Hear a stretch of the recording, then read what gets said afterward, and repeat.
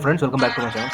तो देखो इसमें हम लोगों ने क्या डिसाइड किया था यूएसडी जेपीवाई में कि इस लेवल के अगर नीचे जाएगा तो यहाँ से यहाँ तक के टारगेट्स हैं, पर कोशिश करना कि पहले 2-3 घंटे कोई ट्रेड मत करना, क्योंकि हो सकता है ये नीचे जाए ऐसे यहाँ से यहाँ और फिर उसके बाद ऊपर चला जाए। तो इसने क्या किया, वैसा ही नीचे गया और उसने पूरा ये लेवल रीगेन कर लिया। उसके बाद ये टारगेट दिया और फिर ये टारगेट दिया। हम लोगों ने डिसीजन लिया था कि जैसे ही ये इस एरिया के ऊपर आएगा तभी हम लोग को यहाँ से यहाँ तक के टारगेट रखते हैं, पर हुआ क्या, ये यहाँ पे बहुत देर तक स्टे नहीं किया और इसने पहले ही यहाँ से रिजेक्शन दे दिया और अब इस लेवल के नीचे आ गया। तो इसने, जब मैंने बोला था कि इस लेवल के नीचे आएगा तो यहाँ से यहाँ तक के टारगेट रहेंगे, तो उसने वो तो दे दिया यहाँ से यहाँ तक के टारगेट। पर अब करना क्या है, अब नए सपोर्ट और रेजिस्टेंस पे, पहले सपोर्ट और रेजिस्टेंस बन गए। अब हमें करना क्या है, अब फिलहाल जब तक ये एरिया क्रॉस नहीं होता, इस ऊपर के यहाँ पे स्टे नहीं करता है, ये यहाँ पे जब तक ऐसे स्टे नहीं करता है तब तक कोई ट्रेड नहीं लेना है। यहाँ पे इसको कंसोलिडेट करने देना, इस एरिया में कोई ट्रेड नहीं करेगा, ये एरिया कंसोलिडेशन वाला है, ठीक है। और ये एरिया जो है इसके नीचे ही अब शॉर्ट करेंगे, एरिया के नीचे ही हम शॉर्ट करेंगे, इससे पहले कोई शॉर्ट नहीं करेंगे। ये वाला जो पूरा एरिया है, इस एरिया में हम लोग को अभी कोई ट्रेड नहीं लेना है, ये नो ट्रेड जोन है। रीज़न ये है क्योंकि हो सकता है, बहुत अच्छे चांस है कि वापस नीचे गया है और वापस ऊपर जाए और फिर ऊपर जाके नीचे आए। इधर वॉलेटाइल है, ये पूरा जोन वॉलेटाइल है और ये इंपॉर्टेंट जोन है। तो जब तक इसके ऊपर नहीं जाता तब तक कोई बाय नहीं करेगा और इसके नीचे नहीं जाता तब तक कोई शॉर्ट नहीं करेगा। लोगों ने सैटरडे को क्या डिसाइड किया था कि अगर ये यहाँ पे आता है, यहाँ पे टच करेगा, रिट्रेसमेंट देगा, तो यहाँ से यहाँ तक शॉर्ट करना। तो ये ऊपर आया नहीं, लेकिन नीचे यहाँ पे स्टे किया उसने, यहाँ पे लोगों को एंट्री मिली होगी। देखो इसमें मैंने बताया था, या तो ये यहाँ से सपोर्ट लेगा या ये पूरा जोन जो है, यह पूरे जोन में कहीं से भी सपोर्ट ले सकता है। तो अगर रिट्रेसमेंट देने के बाद नीचे नहीं आता है तो यहाँ पे सपोर्ट का वेट करना और सपोर्ट बना के जब ये ऊपर जाएगा तो यहाँ से यहाँ तक टारगेट रहेंगे। तो एक्जैक्टली उसने यहाँ से यहाँ तक टारगेट दे दिए। अब नए सपोर्ट और रेजिस्टेंस बना लेते हैं और डिसाइड करते हैं। सपोर्ट और रेजिस्टेंस बन चुके, अब हमें करना क्या है, इस जोन के ऊपर आता है, ऐसा बनाता है, तो यहाँ से यहाँ तक के टारगेट रहेंगे, ठीक है। अगर ऐसा होता है कि वापस इस जोन को क्रॉस करता है डाउन की ओर, तो इसको डाउन की ओर क्रॉस करता है, तो ये यहाँ से यहाँ तक के टारगेट रहेंगे, ठीक है।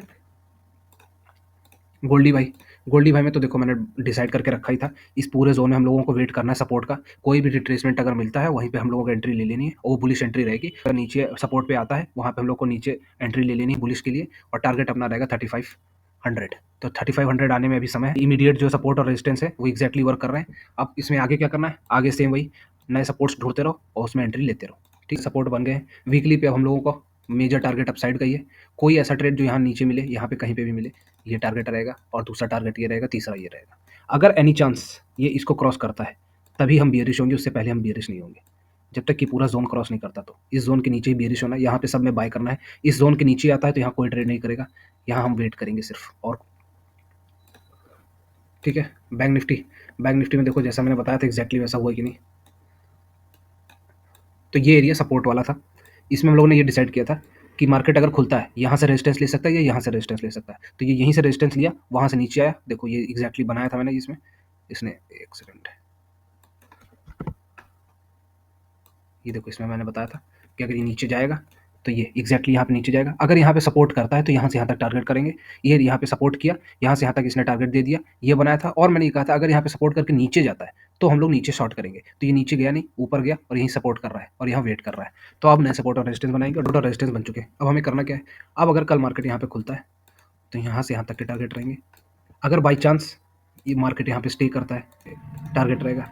यहाँ स्टे करने के बाद अगर ऐसा होता है कि ये यहाँ से रेजिस्टेंस लेता है, जिसके चांसेस सबसे ज़्यादा है, तो ये टारगेट रहेगा, ऐसे ऐसे और ऐसे, ठीक है। तो टोटली मोस्टली चांसेस क्या है, इसकी प्रोबेबिलिटी हाई है इस पार्ट के होने की, इसकी कम है। तो अगर ये यहाँ पे सपोर्ट करता है, यहाँ पे रहता है, तो यहाँ से यहाँ तक टारगेट रहेंगे। और यहाँ पे थोड़ा बहुत स्टे करता है और ऊपर जाता है तो टारगेट ये पहला रहेगा। वरना ज़्यादातर चांसेस है कि यहाँ पे स्टे करने के बाद ये वापस नीचे आ जाए। अब अगर इसके नीचे खुलता है तो सेम वही टारगेट, इसमें अभी भी वही रहेगा। और एक बड़ा मेजर रीज़न, मंथली पे देखो इस एरिया को अभी ब्रेक नहीं किया है, जो इंपॉर्टेंट लेवल था हम लोगों ने डिसाइड किया था। वीकली बेसिस पे ये भी ऑलमोस्ट सपोर्ट की तरह है, ठीक है। और आवरली बेसिस पे अगर ध्यान से देखो तो देखो ये जो इंपॉर्टेंट लेवल है हम लोगों का, हम लोगों ने जो मार्क किया है 55,500, फर्स्ट टारगेट, दूसरा और ये तीसरा, थर्ड टाइम। तो थर्ड टाइम ये जल्दी ब्रेक नहीं करता है। अगर ये ब्रेक कर देता है, जिसके, क्योंकि अगर ये फर्स्ट है ये सेकंड है, और अगर कैंडल खोल दोगे, इसमें कैंडल बनाओगे तो ये थर्ड बन रहा है और ये फोर्थ बन रहा है। पर अगर इसका हटा दिया जाए तो ये पहला, दूसरा और ये तीसरा है। तो थर्ड टाइम चांसेस कम होते हैं, फोर्थ टाइम चांसेस ज़्यादा होते हैं। अगर इसको कंसिडर करें तो ये फोर्थ टाइम है, अगर इसको कंसिडर ना करें तो ये थर्ड टाइम है। तो बोथ द केसेस में हमने क्या करना है, हम लोगों ने एरिया डिफाइन करके रखा है। अब उस एरिया को अगर ब्रीच करेगा तो हम लोग शॉर्ट करेंगे, अगर उसको ब्रीच नहीं करता है तो हम लोग बाय करेंगे, ठीक है। रीज़न अपना क्लियर है, इस एरिया में कोई ट्रेड नहीं लेगा, this is a no trade zone, no trade zone, ठीक है। और इसके नीचे आएगा तो शॉर्ट करना ही करना है। इसमें कुछ पूछना नहीं है, तो इसमें पहले दूसरे तीसरे वो सारे टारगेट्स रहेंगे। क्रूड ऑयल,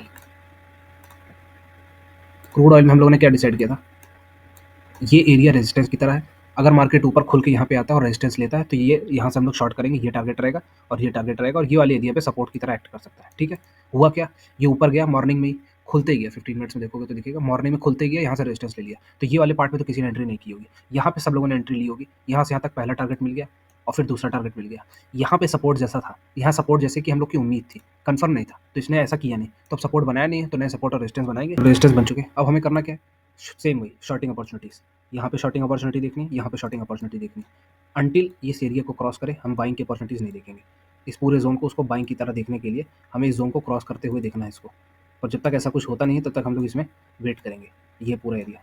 ठीक है, अगर इसको क्रॉस करता है नीचे से और यहाँ पे स्टे करता है तो यहाँ से यहाँ तक टारगेट है, वरना शॉर्टिंग अपॉर्चुनिटीज़, यहाँ पे भी शॉर्ट देखना है, इसके नीचे भी शॉर्ट देखना है, यहाँ पे भी देखना है, अब सेल ऑन राइज ही देखेंगे। ठीक है, वीडियो चलेगी तो like and share friends, thank you.